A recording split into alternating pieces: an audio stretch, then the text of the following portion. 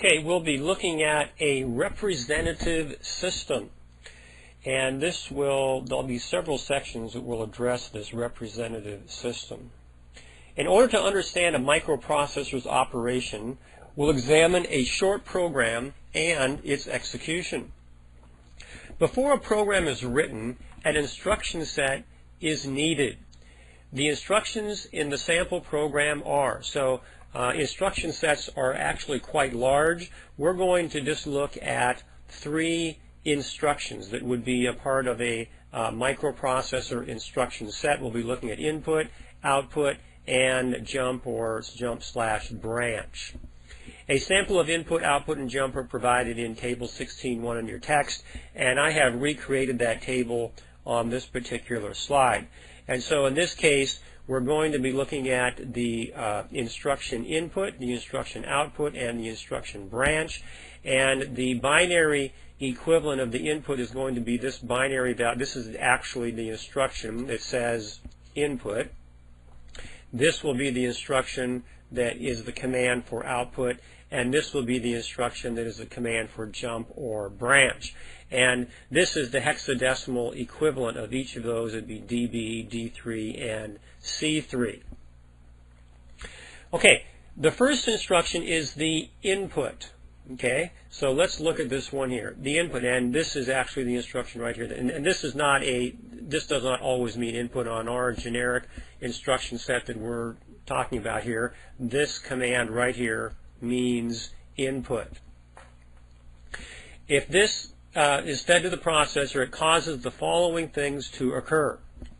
The second byte of the instruction is placed on the lower byte of the address bus, identifying the device from which data is requested. That would be memory, and this would be the first byte that is going to make up the input. This would be our first count from the counter, looking at memory to begin to retrieve data that will become the input.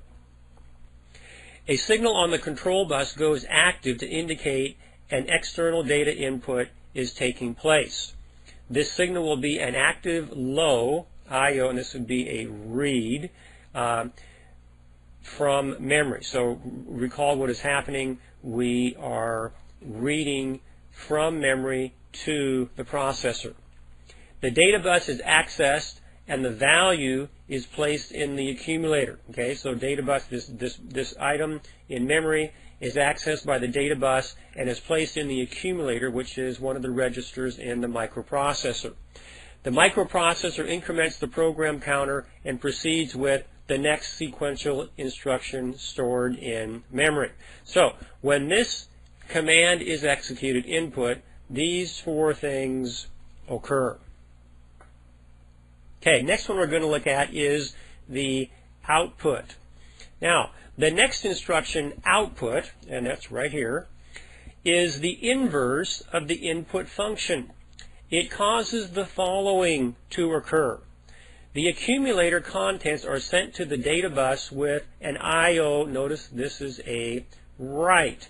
Okay, so notice that the accumulator, this is a register in the microprocessor being sent to the data bus, because this would be going to memory, to write data to memory. This tells the external device that data being output are now on the bus. Following this, the program counter is incremented and the next instruction is executed. So this occurs when the output instruction is executed. Okay, the final one we're going to look at in this section is the jump. Sometimes it's referred to as a branch, where you're going through a sequential operation and now you're branching over and going to another part of memory. Okay, the final section, jump, causes the program counter to be forced to a particular state rather than the next sequential address. And so this is the command, the instruction that says jump, and then the second is the lower and the upper. This is the second command identifies where to jump to, and the third identifies the ending address of the jump. So what we've looked at here is in our representative system, and we have looked at three aspects of an instruction, well, three commands, if you will, in an instruction set. Mind you that real instruction sets will have hundreds, if not thousands, of commands. This is representative of just three of them.